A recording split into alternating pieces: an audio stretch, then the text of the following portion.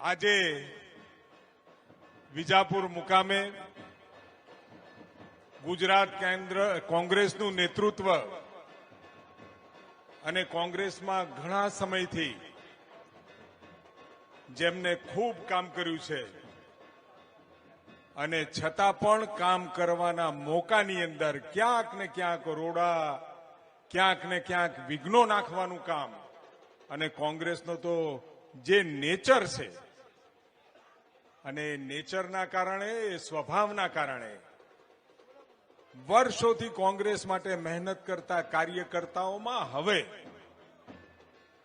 લોકોનું કામ કરવા માટે, સેવા ભાવના માટે કામ કરવા વાળો કાર્યકર્તા પણ આ કોંગ્રેસની નીતિ રીતિથી થાકી ગયો છે.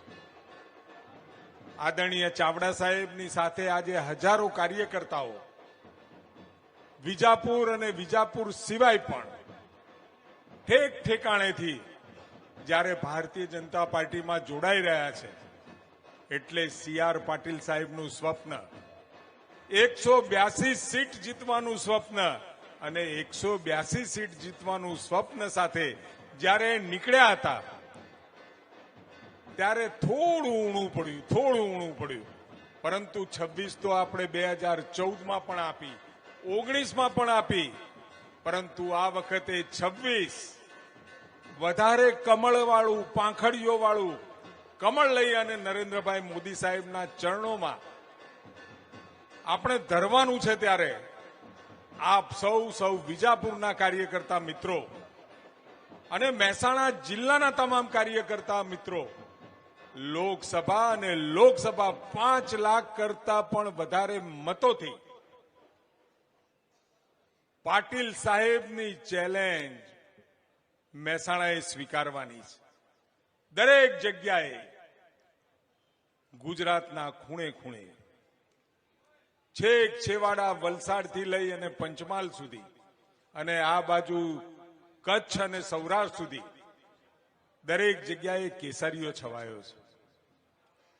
આપણી સંસ્કૃતિ, આપણી આસ્થા, આપણી અસ્મિતા જાળવવાનું જેણે કામ કર્યું છે એવા આદરણીય નરેન્દ્રભાઈ મોદી સાહેબ ક્યાંય ખોટા આડંબર સિવાય ભગવાન રામ અમારા છે અને ભગવાન રામને એમનું ઘર મળવું જોઈએ એવી નિષ્ઠાથી, ખૂબ ડિપ્લોમેટિક તરીકેથી આજે ભગવાન રામનું ભવ્ય મંદિર, દરેક ગામમાં રામ મંદિર હોય છે અને ક્યારેક સામે કોઈ મળે, અભિપ્રાય માગે અને આપણે પણ મૂંઝવણમાં હોઈએ ત્યારે સામેવાળાને કહીએ,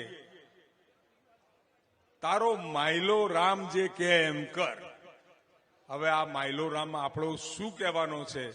હવે લોકસભાની ચૂંટણી છે. સતત 2001 થી 2014 સુધી ગુજરાતને બિલકુલ રાઈટ ટ્રેક ઉપર, યોગ્ય વિકાસની ગતિમાં આદરણીય નરેન્દ્રભાઈ મોદી સાહેબે મૂક્યું અને એ વિકાસ મોડલ આખા ભારતે જોયું, દુનિયાએ પણ જોયું અને ભારતના તમામ પ્રદેશોએ નક્કી કર્યું કે અમારે હવે વડાપ્રધાન તરીકે કોઈ જોઈએ તો નરેન્દ્રભાઈ મોદી જોઈએ. અને 14માં 272 નો ટાર્ગેટ ભારતની જનતાએ પૂરો કર્યો.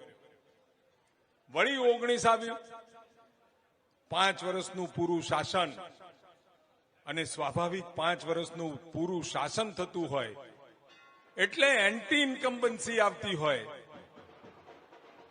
પરંતુ મિત્રો, આખા ભારતની અંદર ફરીથી 300+ નો ટાર્ગેટ મૂક્યો અને 303 સીટોથી ફરી નરેન્દ્રભાઈ મોદી સાહેબ ભારતીય જનતા પાર્ટીની શાસનની ધુરા સંભાળી અને આ ત્રીજી વખતે 2024માં 400+ ના ટાર્ગેટ સાથે જ્યારે નીકળ્યા છે ત્યારે આપણે સૌએ સાથે મળી આપણી જ ધરતીના સંતાન એવા નરેન્દ્રભાઈ અમિતભાઈને ગુજરાતનું ગૌરવ સમગ્ર દેશમાં વધે એ રીતની જીત અપાવવાની જવાબદારી આપણા સૌની છે.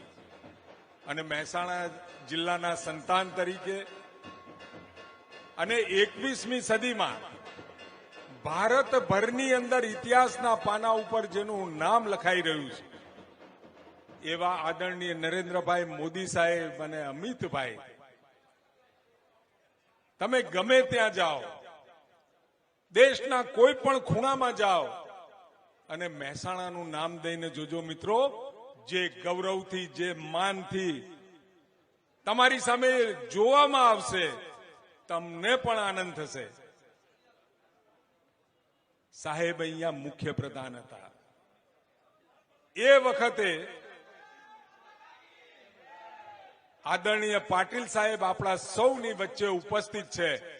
એક વખત જબરજસ્ત ગુંજ સાથે જય શ્રી રામ. ધન્યવાદ.